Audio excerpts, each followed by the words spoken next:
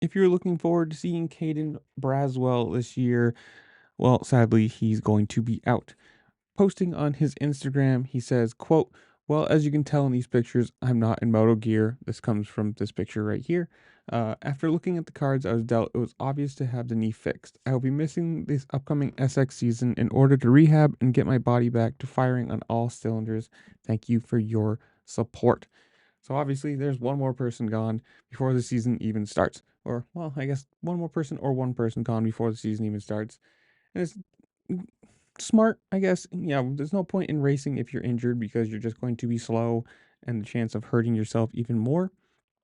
So it's smart now to just fix it. I mean, I guess the smarter thing would have been to, fix this a couple months ago or, a while ago and then try and race. But hopefully he heals up and, we see him in motocross or next year and he's fast and healthy and everything. But comments below, tell him good luck, happy healing, whatever you want.